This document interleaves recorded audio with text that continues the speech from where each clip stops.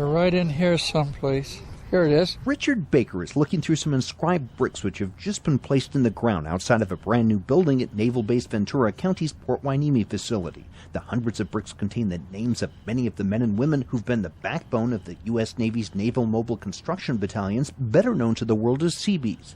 3 generations of Baker's family have been Seabees. Here's my father, World War II, 59th Seabee in the years, and see, first generation Seabee. Here I am, CE1 Richard R. Baker, Korea, MCB 1617, and that's my son Bill right there. William Baker, third generation Seabee. Baker is one of the hundreds of people who showed up at an open house for this new building on the edge of the base. It's going to be the new National U.S. Navy Seabee Museum, replacing an aging facility crammed into a Quonset hut on another part of the base. The new building is about 38,000 square feet. It has all of the infrastructure inside ready for the exhibits, but right now we don't have exhibits. The facility itself, it was a $12.7 million facility. The exhibits are going to be approximately $9 million. All this funding has been raised by the CEC Seabee Historical Foundation, which is a private 501c3 organization. They've raised the money through donation, and obviously they're still trying to raise funds. We started on this project in 2002.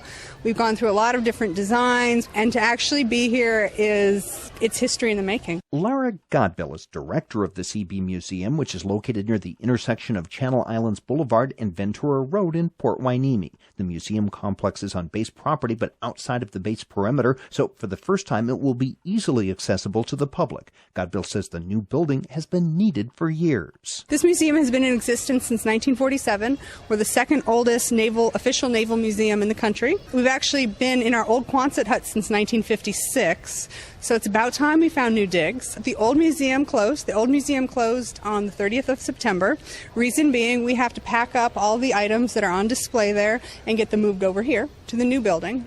And then once we get everything moved over, we'll start to do the exhibits, and we'll grand opening next fall. Now we're not only going to be the official Navy Seabee Museum, but we're also going to be a state-of-the-art museum. First formed in the early days of World War II, the Seabees were engineers and other construction experts who were cross-trained as combat soldiers. They could build essential military facilities like airstrips and bridges and combat zones, and also defend them if necessary. Port Hueneme was one of the original Seabee bases and is still active to this day. With construction of the museum just recently completed, the building is still empty as the process of creating exhibits now gets underway. But 2 huge exhibit pieces were literally brought into the building as the walls were going up around them. We have a couple of artifacts already in the museum, and the reason they're here is because of their size. In the World War II gallery, we have a Caterpillar D7 bulldozer. It was actually moved in place in February of this year, and the reason it was moved in so early is the building was actually built around it. We cannot get it back out unless we knock down interior walls. In the post-World War II section, we have a relatively current Humvee that saw action in Iraq. Retired Seabee Richard Baker is in his late 70s and says that while his health has been shaky, he traveled from his home in Idaho to be on hand for the first look at this future museum. Well, I was a little kid when my dad joined the Seabees in World War II. I would walk to school and I'd see the blue stars in the window, which meant, that somebody in that house was serving the country. As the war progressed, I'd see those blue stars turn to gold, and which meant that he'd given his life, and it bothered me so much that I said if the country ever needed me, I'd answer the call. I graduated from high school in 1950, and, well, hello, Korea. Baker gets emotional as he looks at his family's bricks outside of the museum complex, along with the names of hundreds of other people who've contributed to this project. Oh, when I looked at that, I'm starting to do it again.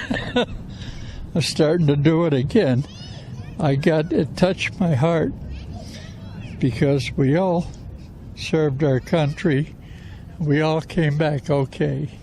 And Boy, that's really something. We're all very proud that we had the opportunity to do that. Museum Director Laura Godbill says plans call for creating some state-of-the-art exhibits to help tell the Seabee's more than 6-decade-old history. The museum world is really trying to get younger kids in, and obviously anybody born after 1980 uses a computer, and so therefore they have an expectation of certain interactivity, and they have an expectation of understanding the world in a certain connectedness. And so to make museums relevant, even with the authentic pieces, you still have to have that interactiveness and that connectivity. So one of the things that we're going to have here is in our CEC gallery, which is Civil Engineer Corps gallery, we're going to have hands-on interactives that teach kids about the principles of civil engineering, which is pretty amazing for a history museum because we're going to be able to tap into math and science principles as well. Retired Seabee Richard Baker says he's proud of this effort to share the Seabee's history. It touches my heart. We don't need to acknowledge the fact that we love this country and we were proud to serve it, but it just makes me feel so good, and I'm just so impressed because I'd been going in and out of that little Quonset hut for years and years, and it brings back a lot of memories, you know. It brings my dad alive again. In Port Hueneme, Lance Orozco, KCLU News.